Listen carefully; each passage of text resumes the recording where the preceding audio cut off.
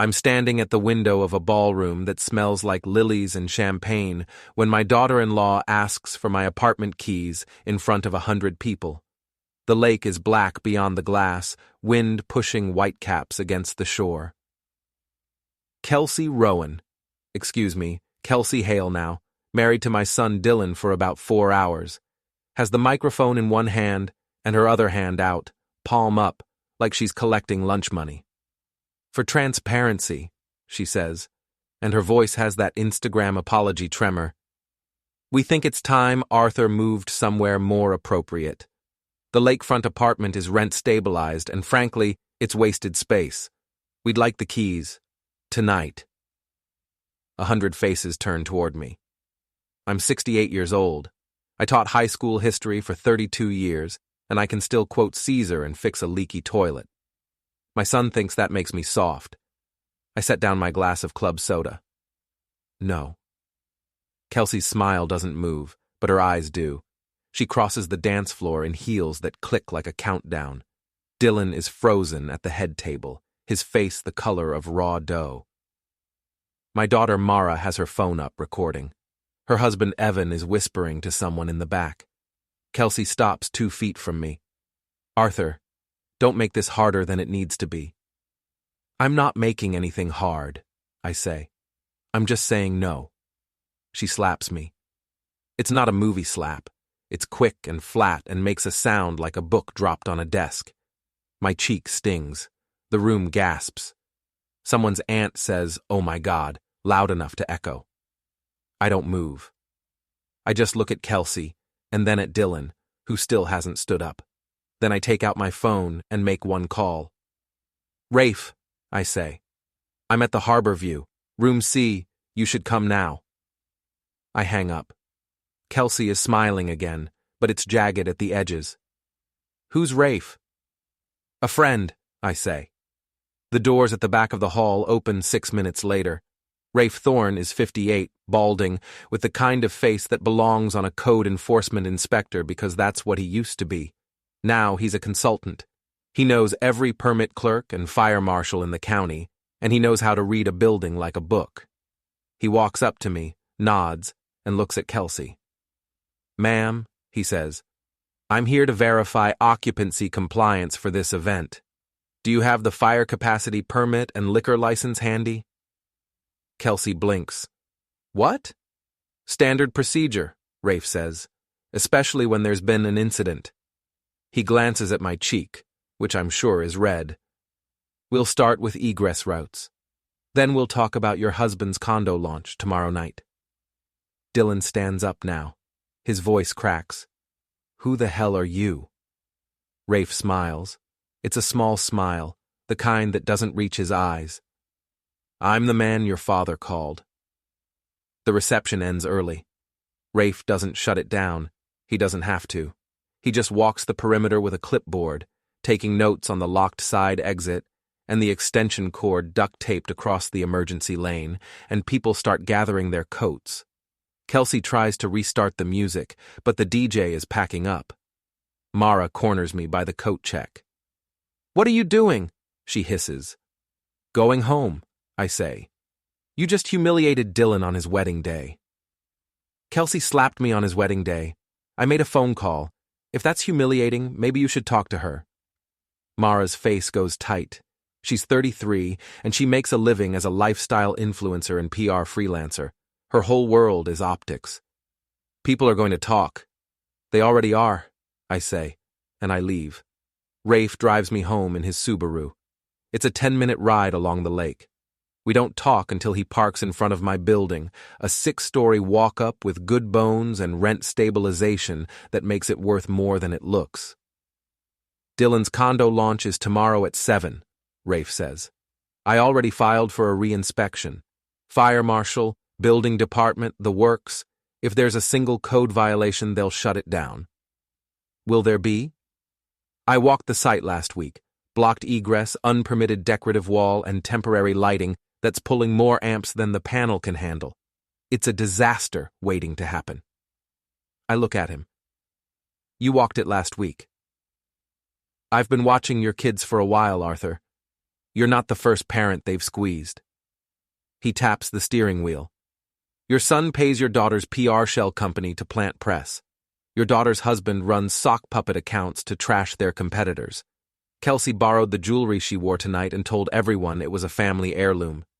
They're all grift, all the time. How do you know all this? I'm good at paperwork, Rafe says, and I'm better at knowing who to ask.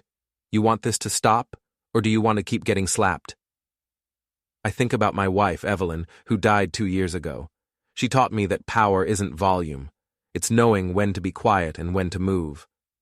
What do you need from me? Permission, Rafe says, and a budget. We're going to do this clean, legal, and permanent. No jail time, no violence, just consequences. I give him both. The next morning, I sit at my kitchen table with a spiral notebook, the kind I used to grade essays in, and I start writing down everything I remember from the wedding. I'm a history teacher. I was trained to notice details, to track who said what and when, to follow the paper trail. That's what got me tenure. That's what's going to save me now. Kelsey's jewelry first. She wore a diamond bracelet and matching earrings that she claimed were Heir family heirlooms passed down from Dylan's grandmother. That's a lie. Dylan's grandmother wore costume jewelry from Sears and was proud of it. I saw Kelsey post about those diamonds 6 weeks ago on Instagram, tagged a boutique downtown called Lux & Lock, then deleted the post 2 days later. The owner is a woman named Iris Chen. I looked her up. She's been trying to collect payment for 3 months. Kelsey's been dodging her calls. I write that down. Then I moved to Mara. My daughter took a brand retreat last January, 5 days at a spa in the Poconos, which she told everyone she paid for out of pocket as a self-care investment. She posted about it for weeks. Face masks, hot stone massages, gratitude journals by the fire. What she didn't post was the contract she signed with the spa, a full comp in exchange for 20 sponsored posts and a feature in her Mindful Living series. The spa owner has screenshots. I know because Rafe knows the owner's sister, who works at the county clerk's office and remembers Mara being rude during a permit dispute last year. I write that down too. Then there's Dylan's business. 42 outstanding invoices to contractors on his last condo project. Some of them have filed liens. One of them is Rafe's cousin, a drywaller named Pete, who hasn't been paid in 8 months. Pete has emails, texts, and voicemails of Dylan promising payment next week for half a year. Dylan's company is called Heir Premier Properties, LLC, and from what Rafe can tell, it's leveraged to the gills. The condo launch tomorrow night is supposed to bring in anchor buyers, but the building isn't even finished. There are code violations stacked like cordwood, and Dylan's been bribing inspectors to look the other way. Rafe didn't say bribing outright. He said offering incentives. But I taught civics for 3 decades. I know what that means. Then there's Evan Cole, Mara's husband. He's a corporate communications manager at a mid-sized insurance firm downtown, and he's been running sock puppet accounts on local news comment sections for at least 2 years.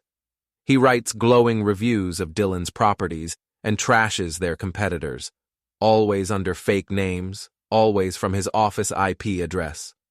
A freelance journalist named Sonia Park traced the accounts back to him 6 months ago. She's been sitting on the story, waiting for a second source or a bigger hook. Rafe thinks the wedding slap might be that hook.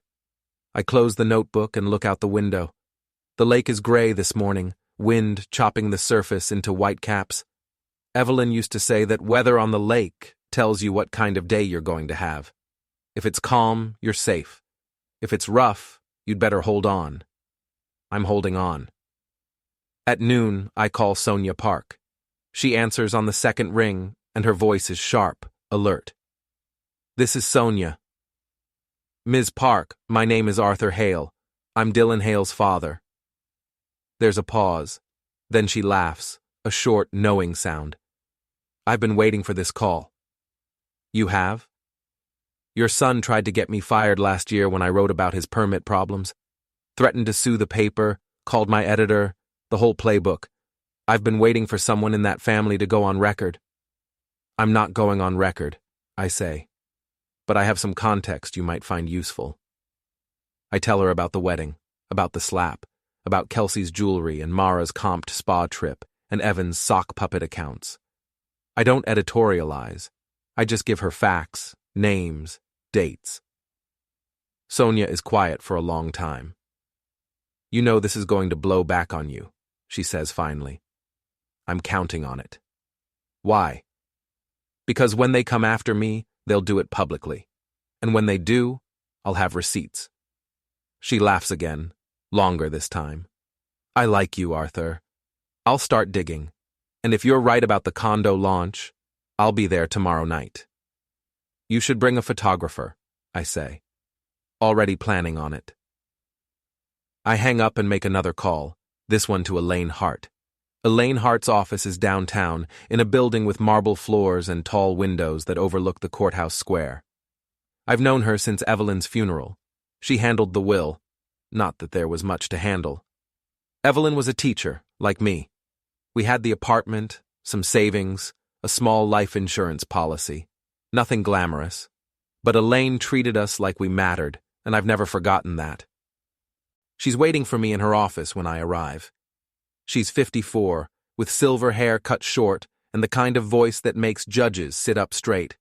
She gestures to the chair across from her desk. You want to start a foundation? She says. It's not a question. The Evelyn and Arthur Hale Foundation, I say. Elder care grants, small, targeted, legitimate. I've got $30,000 from savings and Evelyn's life insurance. Rafe says he can line up community donors for another 20. Elaine makes notes on a legal pad. Your daughter was planning something similar, wasn't she? The Hale Family Initiative. She filed the paperwork 2 months ago but hasn't funded it. She's waiting to see if she can guilt me into seeding it. And if you beat her to it with a foundation that actually does work, her initiative looks like a vanity project. Exactly. Elaine nods slowly. I'll file the articles today. We'll need a board, 3 people minimum. Rafe, you, and Margaret Poole. She's the parish nurse at St. Mark's. She's been helping seniors navigate Medicare for 20 years. When do you want the press release? Monday morning, 9 a.m. Elaine looks up. That's fast.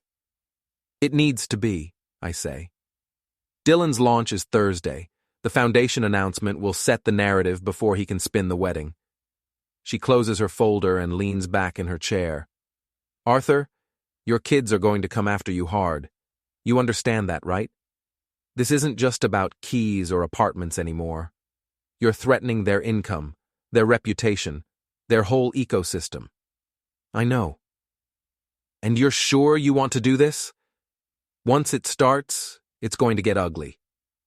I think about Kelsey's hand across my face, about Dylan sitting at the head table, silent, while 100 people watched his wife humiliate his father, about Mara filming it, already thinking about how to edit the clip for maximum sympathy, about Evan whispering in the back, probably drafting the first sock puppet comment in his head.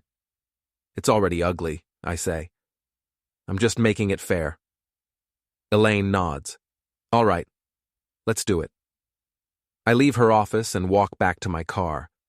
The wind off the lake is cold, and the sky is the color of old concrete. I stop at a coffee shop on the way home, one of those places with chalkboard menus and baristas who remember your order.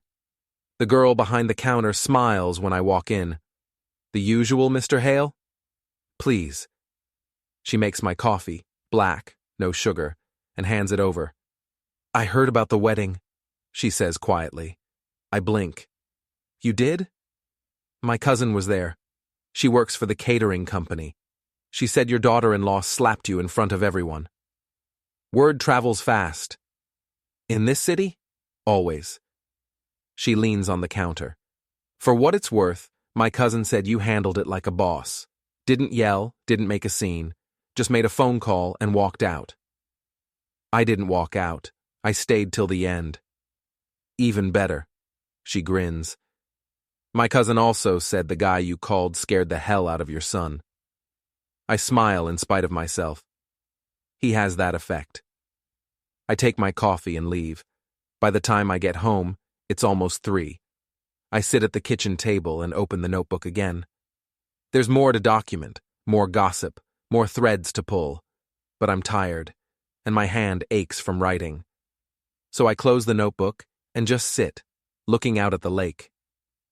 Evelyn used to sit here with me in the mornings before school. She'd drink tea, Earl Grey always, and we'd talk about lesson plans and student drama and what to make for dinner. Small things, ordinary things. I miss those conversations more than I can say. I think about what Elaine said, that my kids are going to come after me hard. She's right, but I've been teaching teenagers for 3 decades. I know how to handle tantrums. I know how to stay calm when someone's screaming in your face. I know how to document everything and let the consequences do the talking. Dylan and Mara think I'm soft because I taught history and fixed leaky sinks. They think I'm old and sentimental and easy to push around.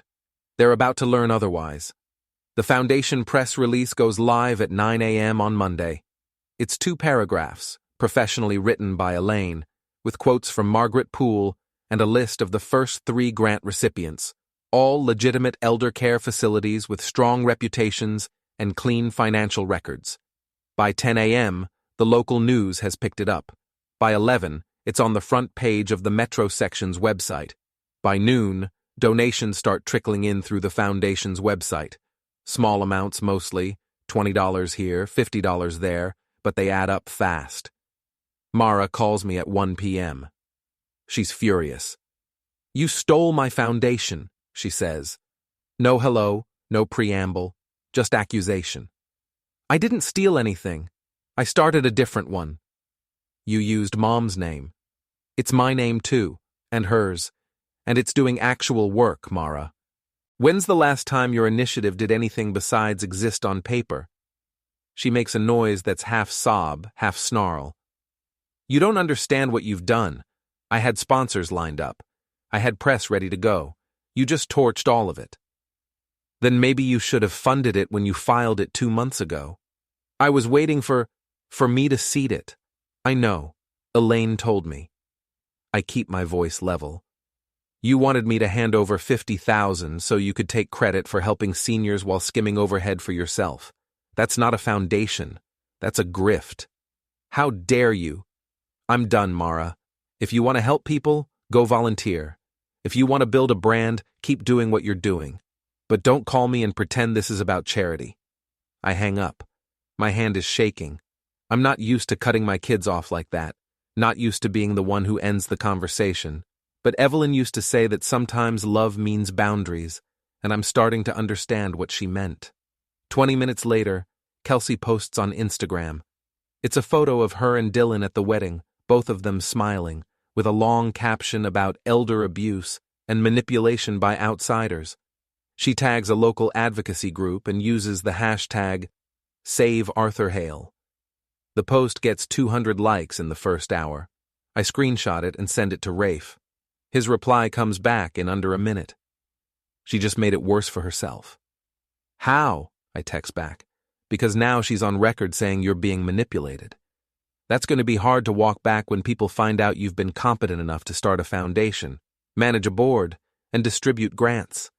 She just set herself up. I put the phone down and pour myself another cup of coffee. The apartment is quiet. It's always quiet now, without Evelyn. Sometimes I put the radio on just for the noise, but today I let the silence sit. I need to think. Rafe is right. Kelsey's post is a gift.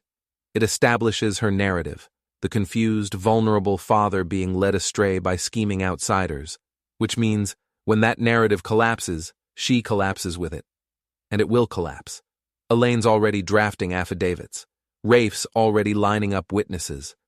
Margaret Poole is already talking to reporters about how sharp and organized I am. All I have to do is stay calm and let them keep talking. At 3 p.m., my phone buzzes again. This time it's a text from Dylan. "We need to talk, in person, tonight." I don't reply. Instead, I call Rafe. "Dylan wants to meet," I say. "Don't. Not alone." "I wasn't planning to, but I want you to know in case he shows up here. If he does call me, I'll be there in 5 minutes. Thanks. I hang up and go back to the window. The lake is calmer today, the water a deep slate blue under a sky that's trying to clear. A freighter is moving south along the horizon, slow and steady, like it has all the time in the world.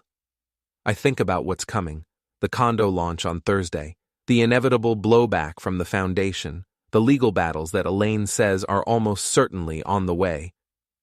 I think about Dylan's text and what it means. He's scared. He's realizing that I'm not backing down, and he doesn't know what to do. Good. Let him be scared. I've been scared for 2 years. Scared of losing the apartment, scared of being alone, scared of my own kids turning me into a problem to solve. Now it's his turn. I finish my coffee and open the notebook again. There's more work to do. Thursday comes fast. I don't go to the launch, I'm not invited, and I wouldn't go if I were. But Rafe does. He parks across the street from the condo building with a clear view of the lobby and sends me updates by text. 7 p.m. Inspectors on site. 6:12 p.m. Found the blocked egress. Marshals pissed. 6:18 p.m. Lighting panels arcing. 6:23 p.m. Dylan's trying to negotiate, not going well. 6:30 p.m. Events halted. Crowds leaving. I'm sitting at my kitchen table when the texts come through, and I have to set the phone down because my hands are shaking. Not from fear, from something else. Something closer to relief. It's working. The plan is working. At 6:47 p.m., my phone rings. It's Dylan. "You did this," he says. His voice is shaking, high-pitched, barely controlled. "I didn't do anything. The fire marshal did." "You sent him." "I know a guy who knows the schedule. That's not a crime, Dylan. You're trying to ruin me." "I'm trying to survive you," I say. "There's a difference." He's breathing hard on the other end. "This isn't over." "I know," I say. "But you started it." I hang up before he can reply. The next morning, Sonia Park's article goes live on the Metro Desk's website. The headline reads, "Code Violations Halt Heir Properties. Launch as Family Foundation Raises Questions About Developers' Practices." It's 1,200 words, meticulously sourced and devastating. She covers the launch shutdown, the permit issues, the unpaid contractors. She quotes Iris Chen about the unpaid jewelry bill. She includes a sidebar about the Evelyn and Arthur Hale Foundation and quotes Margaret Poole calling me one of the most generous and clear-minded men I've ever met. By 10 a.m., Mara has lost 2 sponsors, a skincare line and a meal kit company. Both post identical statements on social media. We're reassessing our partnership priorities and have decided to part ways with Mara Hale Cole effective immediately. By noon, Evan's corporate HR has opened an internal review into his use of company resources for personal online activity. Someone sent them screenshots of the sock puppet comments with timestamps and IP addresses. I'm guessing it was Sonia, but I don't ask. By 2 p.m., Kelsey's Boutique, a little storefront on the east side that sells overpriced candles and curated homewares, has lost 3 clients. One of them posts a review online. Owner has integrity issues. Would not recommend. And by 5 p.m., Dylan's next condo project has lost its anchor buyer. The buyer's attorney releases a statement citing concerns about code compliance and project management. I'm watching all of this unfold from my kitchen table, refreshing news sites and social media like a kid checking grades. I know I should feel triumphant. I know I should feel vindicated. But mostly, I just feel tired. At 6 p.m., someone knocks on my door. I look through the peephole and see 5 people standing in the hallway. Dylan, Kelsey, Mara, Evan, and a man in a cheap suit holding a folder. I open the door, but leave the chain on. "Yes?" The man in the suit steps forward. "Arthur Hale?" "That's me." "I'm a process server. You're being served with a petition for declaratory judgment. Your son and daughter are seeking a court order to have you declared mentally incompetent and to appoint a legal guardian to manage your affairs." He slides the papers through the gap. I take them. They're real. Filed yesterday. Hearing scheduled for next Thursday at 10 a.m. You think I'm incompetent, I say. I'm looking at Dylan. We think you're being influenced, Kelsey says. Her voice is smooth now, concerned like she's talking to a child. By this Rafe person, and the lawyer, and whoever else is telling you to do these things. We're worried about you, Arthur. We just want to help. You slapped me at your wedding. I was emotional, I apologize, but this has gotten out of hand. You're giving away money to strangers. You're attacking your own family. That's not normal behavior. Attacking? I look at Mara.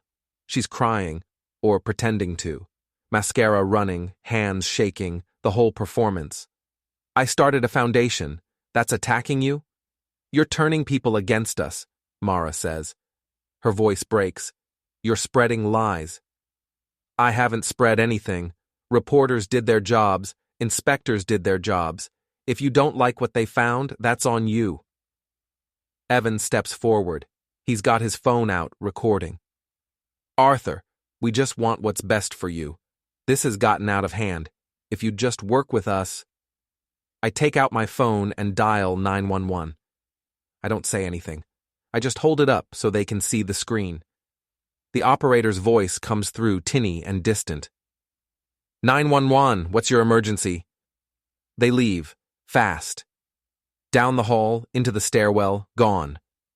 I tell the operator it's a false alarm, apologize, and hang up. Then I lock the door, sit down at the table, and read the petition. It's thin, 3 pages of allegations, mostly vague. Erratic behavior, uncharacteristic hostility, susceptibility to outside influence. They're asking for an emergency hearing and temporary guardianship pending a full psychological evaluation. I call Elaine. They filed, I say. I know. I got the notice an hour ago. Her voice is calm, professional. Do you have a recent mental health evaluation? I had a checkup with my PCP 3 months ago, full cognitive screening, memory tests, the works. Clean bill. Good. Get me a copy. I'll also need Rafe to draft an affidavit about your ability to maintain your apartment and manage your affairs. And we're going to want character witnesses, people who can testify that you're sharp, organized, and fully competent. Margaret Poole, my old union rep, Tom Briggs, and my neighbor, Mrs. Lindholm. She's 83 and sharper than most people half her age. She can testify that I help her with her groceries and her computer. Perfect. I'll reach out to them. In the meantime, don't talk to your kids. Don't respond to anything they post online. Just keep doing what you're doing. Run the foundation. Live your life. Be normal. The more normal you are, the weaker their case gets. What if they don't stop? Elaine's quiet for a beat. Then we escalate. The escalation comes from a direction I don't expect.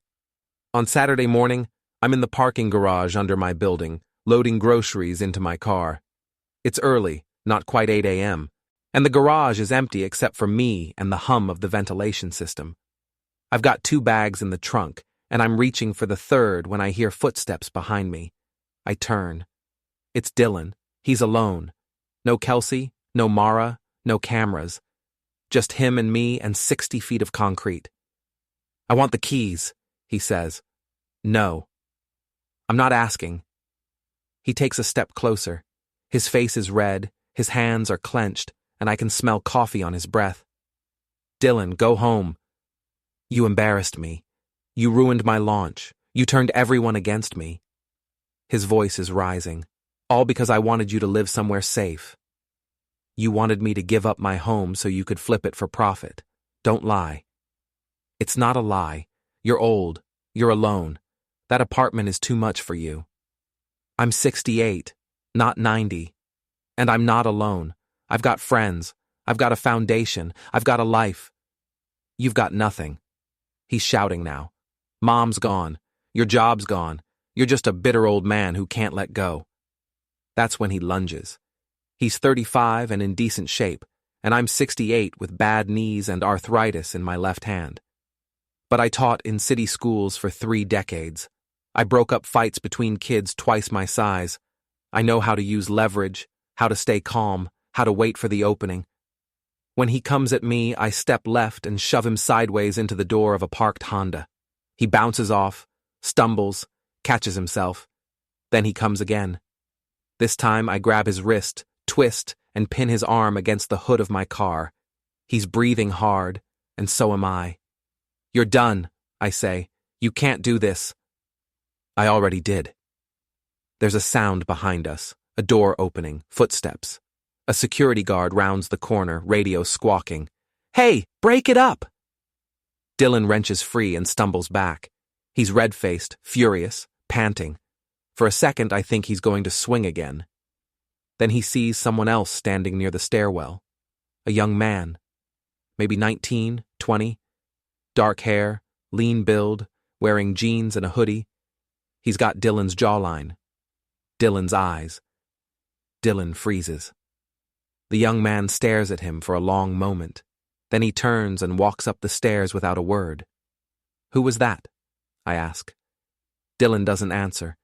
He just backs away, gets into his car, and drives off. The security guard, a guy named Luis who's worked here for 5 years, comes over. "You okay, Mr. Hale?" "I'm fine. Thank you." "Your son?" "Yeah." Luis shakes his head. "Family's tough sometimes.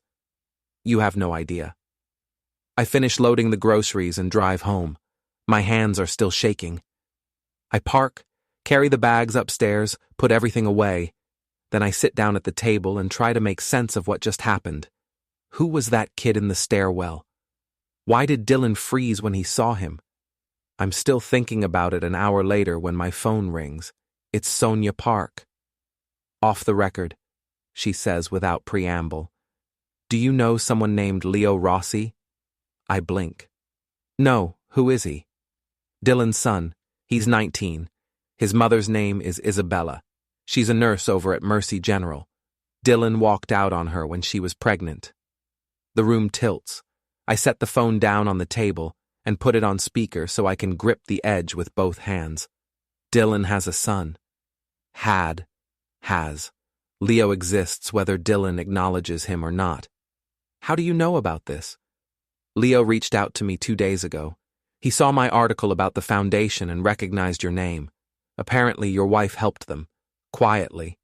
Paid for some of Leo's school costs, helped with medical bills. Did you know?" "No." My voice sounds distant, like it's coming from someone else. "Evelyn never said anything. She wouldn't. From what Leo tells me, she made Isabella promise not to tell you. She didn't want you to feel obligated, and she didn't want Dylan to find out and make it worse." I close my eyes. That sounds exactly like Evelyn. Helping people quietly, asking for nothing, making sure no one got hurt. "Why is Leo reaching out now?" I ask. "Because he wants to testify at the competency hearing. He says if Dylan's going to drag you into court and claim you're unfit, people should know what kind of man Dylan really is." "Does Dylan know Leo's planning this?" "He does now. Leo tried to talk to him this morning, in a parking garage." So that's who the kid was. My grandson. Standing in the stairwell, watching his father pretend he didn't exist. "What does Leo want from me?" I ask. "Nothing. He just wants to meet you. And he wants to tell the truth." I'm quiet for a long time. Sonia waits. "Okay," I say finally. "Set it up." I meet Leo and Isabella at a coffee shop on Sunday afternoon. It's a quiet place near the university, all exposed brick and mismatched chairs and college kids studying for finals. Isabella is in her early 40s, dark-haired, calm-eyed, wearing scrubs under a winter coat. Leo sits beside her, hands wrapped around a mug of tea, looking anywhere but at me. "Mr. Hale," Isabella says. She offers her hand. "Thank you for meeting us. Call me Arthur." I shake her hand and sit down across from them. "And I'm the one who should be thanking you. You didn't have to reach out." "Yes, I did." She glances at Leo. "We both did." Leo finally looks at me. He's got Dylan's eyes, the same dark brown, the same intensity. But there's something else there too. Something quieter, steadier. I saw you in the parking garage yesterday, he says. With my father. I saw you too. He didn't recognize me, or he pretended not to. I'm sorry, Leo shrugs. I'm used to it. He walked out when my mom was 6 months pregnant. I've seen him maybe 3 times in my life, always by accident. He's never said a word to me. I look at Isabella. And Evelyn helped you?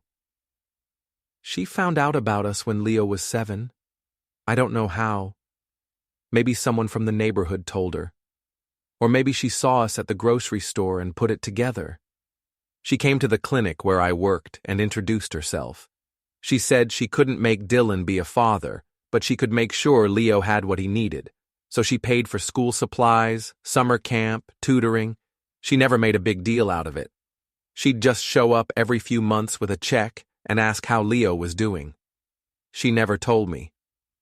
She made me promise not to. She said you'd feel guilty, and Dylan would make it worse if he found out. She said it was better this way, just her and me, helping Leo quietly. I have to look away. Out the window, the street is busy with Sunday traffic, people bundled against the cold. My chest feels tight. She was a good woman, Isabella says softly. She was. I clear my throat and look at Leo. Sonia said you want to testify at the hearing. If you'll let me. Why? Leo sets down his mug. Because Dylan's trying to say you're incompetent and unstable. But from what I can see, you're the only person in that family who's acting like an adult. You didn't abandon your kid. You didn't slap someone at a wedding. You didn't file a lawsuit to steal someone's home.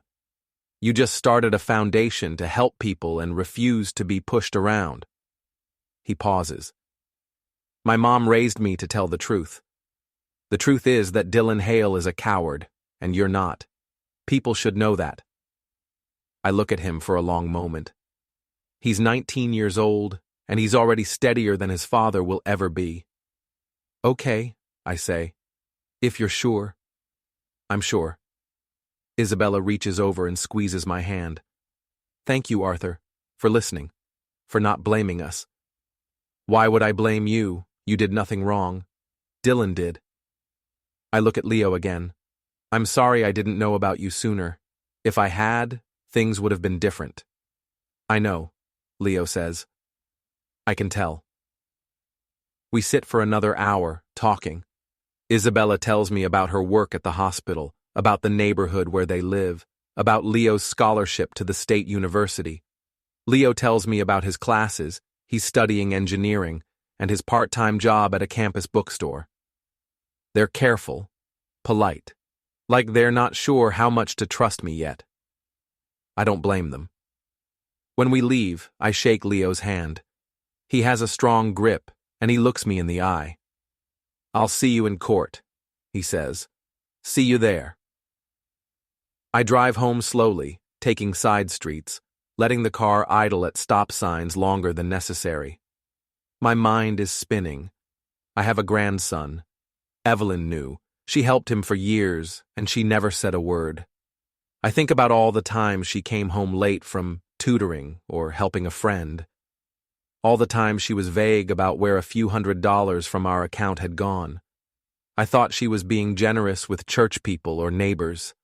I never imagined this. When I get home, I sit at the kitchen table and open the drawer where I keep old photos.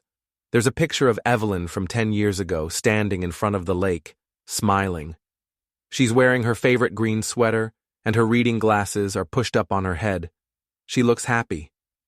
You could have told me, I say to the photo. I would have understood. But maybe she was right not to. Maybe I would have confronted Dylan, or tried to force him to be a father, and it would have made everything worse. Maybe her way, quiet, steady, no drama, was the right way. I put the photo back and close the drawer. The competency hearing is on Thursday at 10 a.m. in a courthouse that smells like floor wax and old wood. The courtroom is smaller than I expected, more like a conference room with a judge's bench. The gallery has maybe 20 seats, and about half of them are full. Mara and Evan sit on one side. Kelsey and Dylan sit on the other. Rafe is in the back row, arms crossed. Sonia Park is there too, notebook open, pen ready. I sit at the defense table with Elaine. She's wearing a charcoal suit and her courtroom face, the one that makes witnesses nervous and judges attentive. The judge is a woman in her 60s named Carolyn Voss.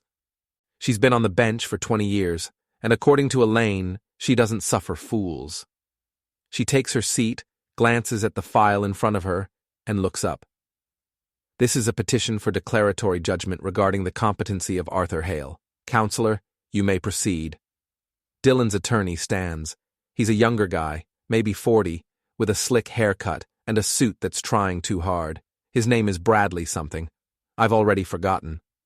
Your Honor, my clients are deeply concerned about their father. In recent weeks, Mr. Hale has exhibited erratic behavior, uncharacteristic hostility toward his family, and susceptibility to outside influence. He has given away significant sums of money to people he barely knows, and he has refused reasonable requests to ensure his own safety and well-being. Bradley calls Kelsey first. She takes the stand, dabs at her eyes with a tissue, and tells the court how much she loves me, how worried she is, how I've changed since Evelyn died. He used to be so warm, she says. Her voice breaks. So generous. But now he's angry all the time. He accused me of terrible things at our wedding. He embarrassed Dylan in front of everyone. And when I tried to help, when I suggested he move somewhere safer, he had someone threaten us. Threaten you how? Bradley asks. A man showed up. Arthur called him. He started talking about permits and inspections and fire codes, like he was trying to intimidate us. Did you feel intimidated? Terrified, Kelsey says. She's crying now. Real tears. Or a good imitation. Elaine stands. Objection, Your Honor. The witness is characterizing a lawful inspection as a threat. Sustained. Move on, counselor. Bradley calls Evan next. Evan's got a slideshow. He projects it on a screen at the front of the courtroom. Photos of me at foundation meetings, talking to Margaret Poole, shaking hands with donors. He narrates it like I'm a dementia patient wandering through traffic. Notice the confusion in his expression, Evan says, pointing to a photo of me listening to Margaret. The way he relies on others to guide him. The way he looks to this Rafe Thorne character for direction. That's called listening, Elaine mutters under her breath. Judge Voss hears her and hides a smile. Then Mara takes the stand. She sobs through her testimony, mascara running, hands shaking. She says, I used to be a wonderful father, and now I'm angry and vengeful. She says she just wants her dad back. He's not himself, she says. He's being manipulated by these people. This lawyer, this Rafe person. They're taking advantage of him. They're turning him against his own family. Have you tried to talk to him? Bradley asks. Of course, but he won't listen. He just gets angry and hangs up. It's like he's a different person. Judge Voss listens without expression. When Mara's done, she looks at Elaine. Does the respondent wish to present evidence? Yes, Your Honor. We'd like to call Dr. Patel, Mr. Hale's primary care physician. Dr. Patel is 60, gray-bearded, unflappable. He's been my doctor for 15 years, and he knows me as well as anyone. He takes the stand, states his credentials, and confirms that he examined me 3 months ago. What was the purpose of that examination? Elaine asks. Routine annual checkup. We also conducted a cognitive screening, memory tests, problem-solving exercises, mental status evaluation. And the results? Mr. Hale scored well within normal ranges for his age. His memory is excellent. His reasoning is sound. He showed no signs of cognitive impairment, dementia, or any condition that would affect his judgment. In your professional opinion, is Mr. Hale competent to manage his own affairs? Absolutely. He's one of the sharpest patients I have. Bradley tries to cross-examine. Doctor, isn't it possible that someone could pass a cognitive screening and still be susceptible to manipulation? Susceptible how? Emotionally vulnerable, grieving, easily influenced. Dr. Patel leans back. Mr. Hale is grieving, yes. His wife died 2 years ago. That's normal. But grief doesn't equal incompetence. He's fully capable of making his own decisions. Even if those decisions are irrational, such as giving away large sums of money, starting a foundation on impulse, alienating his family. Dr. Patel looks at the judge. Your Honor, starting a charitable foundation is not irrational.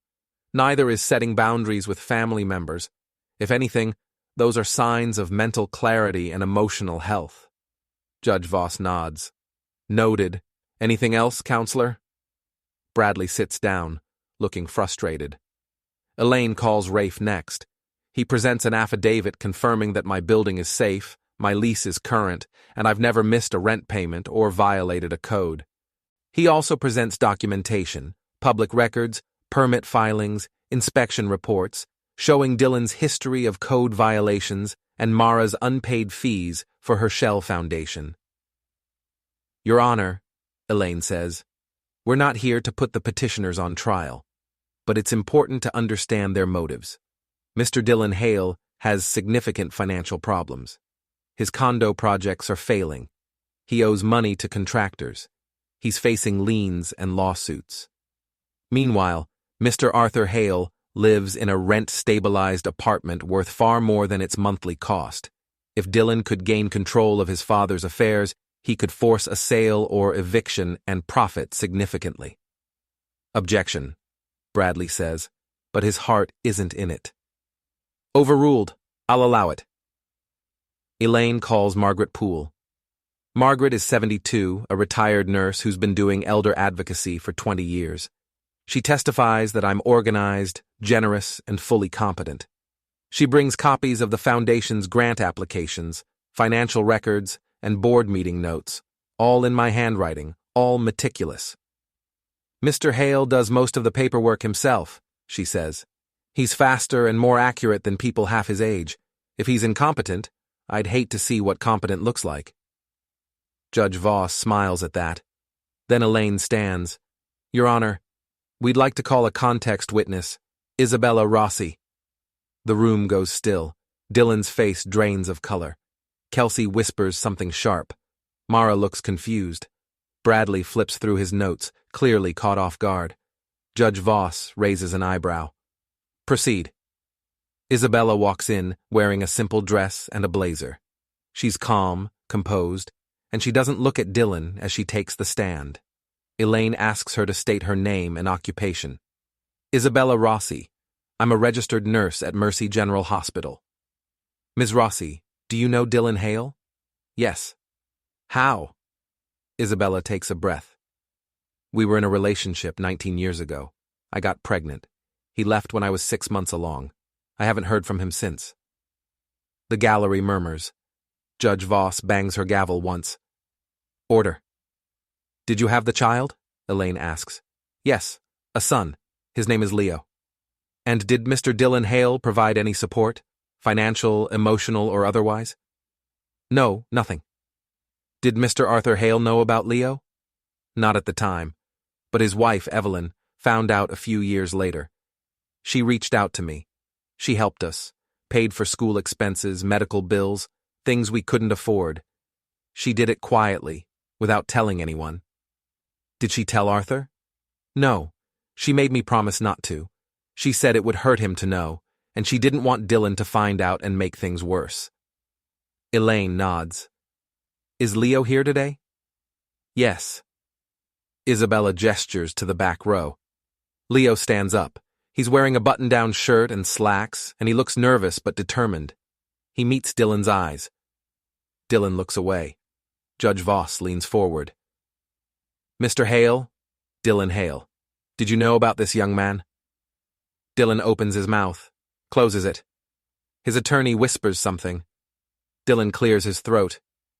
I knew Isabella was pregnant. I didn't know she kept the baby. You didn't know? Or you didn't ask? Silence. Judge Voss sits back. Ms. Hart, anything else? One more item, Your Honor. Elaine produces a document from her folder. Yesterday, Mr. Arthur Hale executed a transfer of certain property interests to a community land trust. The trust was formed with the help of local donors and holds the ground lease under Dylan Hale's commercial office building. Per the lease terms, if Dylan defaults on code compliance, tax obligations, or lease payments, management control transfers to the trust's board of directors. Bradley is on his feet. Your Honor, this is completely outside the scope. I'll decide what's in scope, Counselor. Continue, Ms. Hart. The trust board includes 3 community members, a retired city planner, a union representative, and a student seat. That student seat is currently held by Leo Rossi. The room explodes. Kelsey is shouting. Evan is on his phone. Mara is crying. Dylan looks like he's been punched. Judge Voss bangs the gavel 3 times. Order! Order, or I'll clear this courtroom. The noise dies down. Bradley tries one more time. Your Honor, this transfer is clearly retaliatory and vindictive. Was it legal? Judge Voss asks. Well, yes, but was it executed properly, with full disclosure and proper channels? Bradley hesitates. According to the documents, yes. Then I don't see the problem. Mr. Hale has every right to manage his property as he sees fit. She looks at me. Mr. Hale, do you understand what you've done? Yes, ma'am. And you did this voluntarily, with full understanding of the consequences? Yes, ma'am. I worked with an attorney, reviewed all the documents, and made sure everything was legal and above board. And why did you do it? I glance at Dylan. Because my son has shown repeatedly that he can't follow the rules. The lease terms are clear. If he maintains code compliance and pays his obligations, he keeps control. If he doesn't, the community takes over. It's fair. Judge Voss looks at Dylan. Mr. Hale, do you have a response? Dylan is pale, shaking. He's trying to destroy me. No, I say. I'm trying to hold you accountable. Judge Voss closes the file in front of her. I've heard enough. Mr. Arthur Hale is clearly competent. He's organized, thoughtful, and fully capable of managing his own affairs. This petition appears to be motivated by financial interests rather than genuine concern for Mr. Hale's welfare. Petition dismissed with prejudice. Court costs awarded to the respondent. We're adjourned. She bangs the gavel one last time and leaves. The courtroom erupts. Kelsey is shouting at Dylan. Mara is shouting at me. Evan is filming everything. Bradley is packing his briefcase with jerky, angry movements. I stand up, thank Elaine, and walk toward the door. Leo is waiting in the hallway with Isabella. When he sees me, he offers his hand. Thank you, he says. You're the one who testified. I should be thanking you. We did it together. He smiles a little. Grandpa. That word hits me harder than I expected. I have to blink a few times. Yeah, we did. Isabella hugs me. It's quick, awkward, but genuine. If you'd like to have dinner sometime, the 3 of us, we'd like that. I'd like that too. We exchange phone numbers. Then they leave, and I walk out of the courthouse into the cold afternoon. Rafe is waiting by his car. Hell of a day, he says. Hell of a week. It's not over, Arthur. Dylan's going to retaliate. I know. I look at the lake, gray and choppy under a slate sky. But I'm ready. Dylan tries one more time that Friday. I'm on the roof of my building, checking the HVAC unit because the super is on vacation and the 4th floor tenants are complaining about uneven heat. It's late afternoon, almost 5, and the sun is low and orange over the lake. The roof is quiet except for the hum of the HVAC and the wind. I hear the access door open behind me. I turn and see Dylan standing there. He looks terrible. Unshaven, rumpled suit, eyes red-rimmed. He's holding a bottle, beer maybe, or whiskey, and he's swaying a little. You ruined me, he says. I held you accountable. That's different. Same thing. He crosses the roof toward me. I back up instinctively, my heel bumping the HVAC casing. The unit is loud, humming, vibrating under my hand. "You had no right," Dylan says. He's close now, too close. "That office is mine. I built it. I put everything into it. And you cut every corner doing it. You bribed inspectors, you didn't pay contractors, you lied on permits. You think that's building something? That's theft. You don't understand business. I understand consequences. And you're finally facing them." He shoves me. Hard. I stumble back against the HVAC, and the metal edge bites into my ribs. I catch myself, get my balance, but he's coming at me again. "Stop," I say. "Dylan, stop." He swings. His fist grazes my shoulder, awkward, wild. I duck and shove him back, using his momentum against him. He stumbles toward the roof edge, not close enough to be dangerous, but close enough to scare him. He freezes, breathing hard. "You came at me." I defended myself. He's crying now. Real tears, ugly and desperate. "You gave everything to him, to Leo, a kid you didn't even know existed. I gave him a voice. You gave him nothing. He's not mine. He's your son. He has your face. Your mother helped raise him, and you never even asked about him. You don't get to pretend he doesn't exist just because it's convenient." The roof access door opens again. Rafe steps through, followed by a security guard. They must have seen Dylan come up. Rafe takes one look at the situation and moves fast, putting himself between me and Dylan. "That's enough," Rafe says. His voice is calm, firm. "Dylan, you need to leave. This is between me and my father. No, it's over. Go home." The security guard, Luis again, steps forward. "Mr. Dylan Hale, you're trespassing. You need to leave now, or I'm calling the police." Dylan looks at me one more time. His face is twisted, desperate. "You're going to regret this. All of it. Especially Leo." "I already regret you," I say. They escort him downstairs. I stay on the roof for a few more minutes, catching my breath, letting the adrenaline drain. My ribs ache where I hit the HVAC. My shoulder throbs. But I'm okay. Rafe comes back up. "You all right?" "Fine." He's falling apart.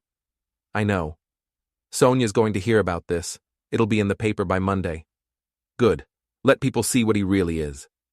Rafe nods slowly. "There's something else. Dylan and Kelsey are planning another event, a reception do-over, they're calling it, trying to repair their image. It's scheduled for next Saturday night, same venue." "The Harbor View?" "Yeah. Press invited. Influencers invited. They're going to try to rewrite the narrative, paint themselves as the victims and you as the villain." I look out at the lake. The sun is almost down now, the water turning dark. "Can you file another complaint?"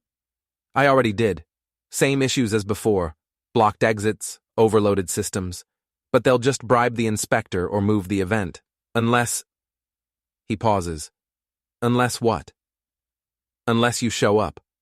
I turn to look at him. "Why would I do that?" "Because Leo wants to. He asked Isabella if he could go. He wants to face Dylan publicly, in front of everyone, and tell the truth. He thinks it'll help other people who've been abandoned by their parents." I think about that for a long moment. About Leo standing in the courtroom, calm and steady, telling a room full of strangers what Dylan did. About Evelyn, helping quietly for years, never asking for credit. "Okay," I say. "Set it up." The days between the roof confrontation and the reception blur together. Sonia's article comes out on Monday. Father and son clash as family feud escalates. And it's fair, factual, and damning. She quotes the security guard, includes photos of the code violations at Dylan's properties, and ends with a line about the upcoming reception, where both sides are expected to make their final case to the public. By Tuesday, Mara has lost all her remaining sponsors.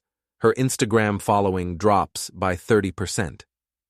Evan is placed on indefinite leave from his job pending the outcome of the internal investigation. By Wednesday, Kelsey's boutique closes. She posts a tearful video about cancel culture and unfair attacks, but the comments are brutal. People have screenshots of her old posts. The borrowed jewelry, the unpaid bills, the demands for Arthur's apartment keys. By Thursday, Dylan's office building gets another stop work order.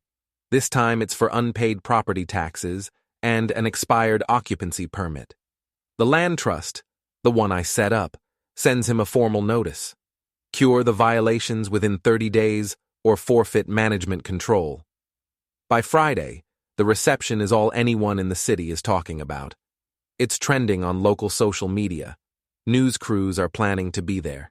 Even the mayor's office has issued a statement about the importance of family reconciliation and community standards. I spend Friday evening at my apartment, sitting at the kitchen table with the spiral notebook open in front of me. I've filled almost every page now. Notes, dates, receipts, quotes. The whole story, start to finish. I close the notebook and put it in a drawer. I won't need it tomorrow. Tomorrow is about Leo. Saturday comes cold and clear. I put on my good suit, the one I wore to Evelyn's funeral, and drive to the harbor view. I park in the same spot I parked on Dylan's wedding day. The lake is choppy, whitecaps rolling against the shore. Inside, the ballroom is packed. Photographers, reporters, guests in cocktail attire. Mara is doing red carpet interviews near the entrance, her face carefully made up, her voice bright and false. Kelsey is at the head table in a gold dress, smiling for cameras. Dylan is working the room, shaking hands, laughing too loud. When I walk in, the room goes quiet. Conversations stop mid-sentence, heads turn. Dylan spots me and freezes. "Arthur," he says. His voice is loud, performative. "I'm so glad you came. We wanted to show everyone that we're still a family, that we can move past this." "Can we?" I ask. "Of course." He gestures toward the stage. "In fact, we were hoping you'd say a few words. Bury the hatchet. For Mom's sake." The room is watching. Cameras are clicking. I can feel the weight of 100 eyes. "All right," I say. I walk to the stage and take the microphone. Dylan is behind me, grinning. Kelsey is at the table, hands folded, smile fixed. Mara is in the front row, phone up, recording.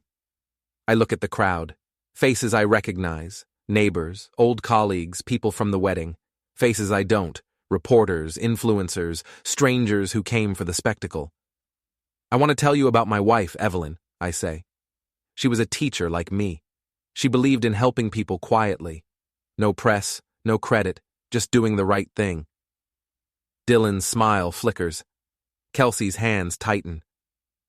19 years ago, Evelyn met a young woman who needed help. A nurse named Isabella. Evelyn paid for her son's schooling. She helped with medical bills. She never told me. She never asked for anything in return. She just did it because it was right. The room is silent now. People are leaning forward. "That son's name is Leo," I say. "And he's here tonight."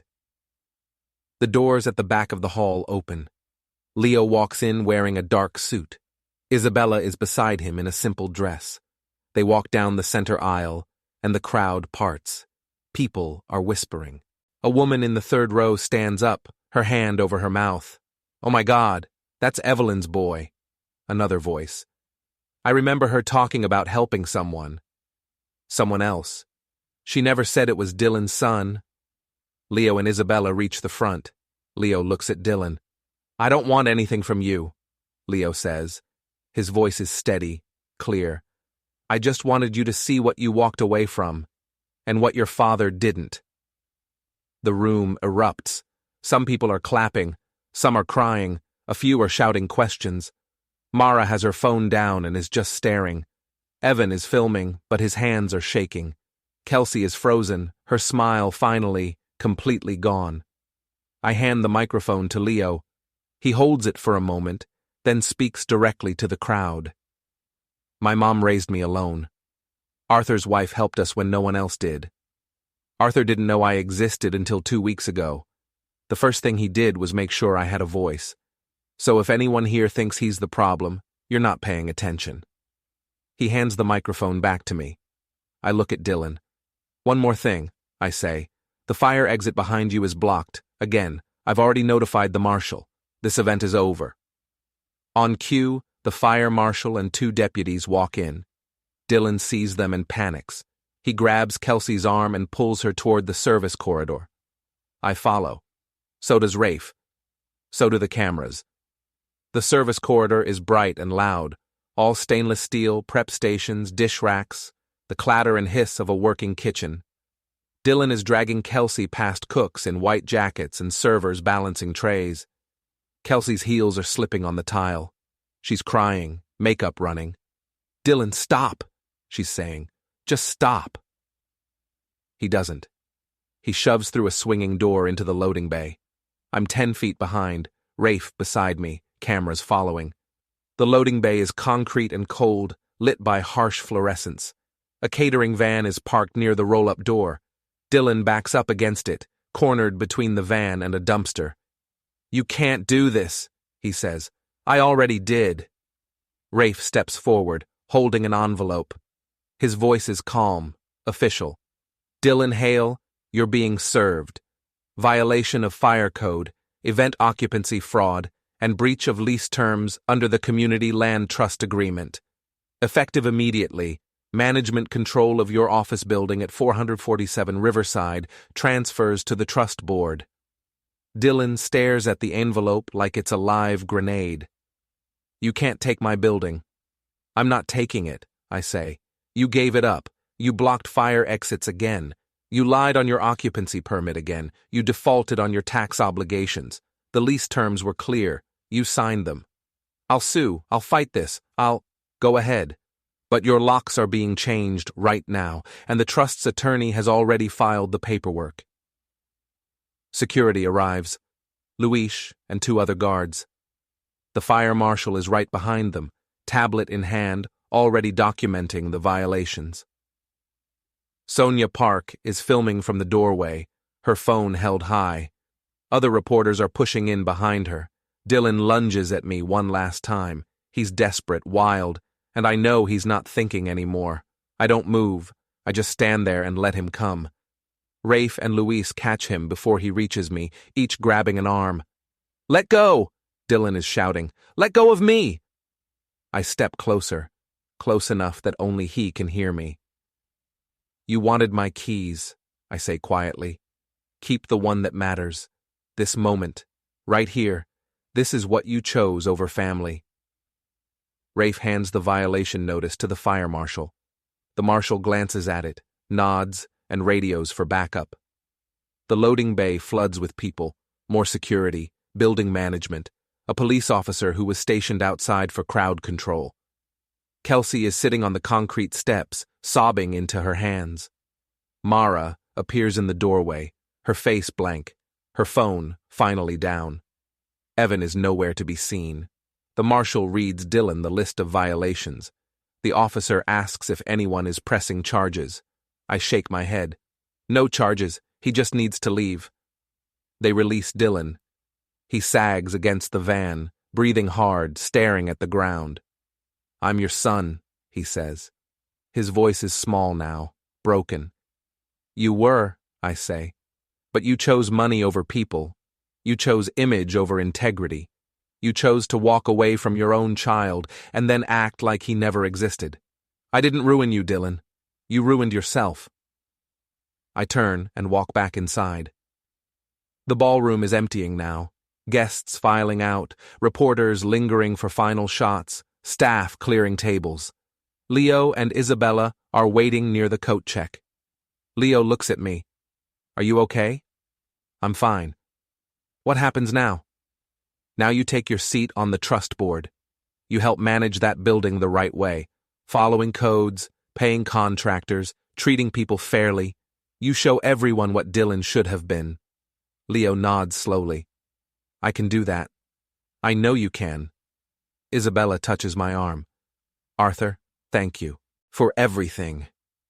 "You don't have to thank me. You raised a good man. That's your doing, not mine." She smiles.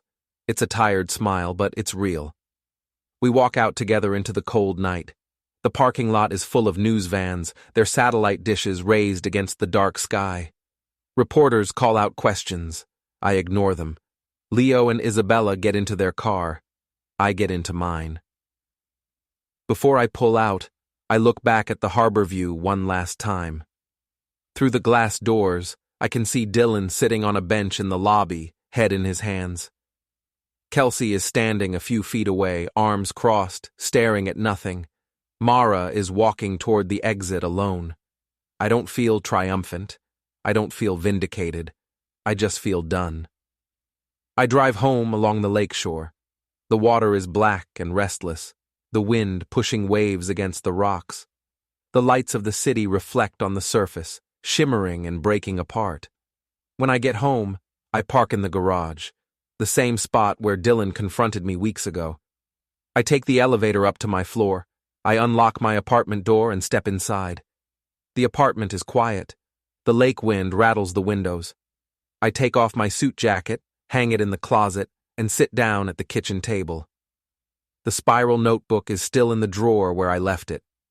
I take it out and flip through the pages, all the notes, all the evidence, all the careful documentation that brought me here. Then I close it and put it away for good. I think about Evelyn, about the quiet way she helped people, about the way she loved without needing credit or recognition, about the way she would have handled all of this. Firmly, fairly, without cruelty. I think I did okay. Not perfect, but okay.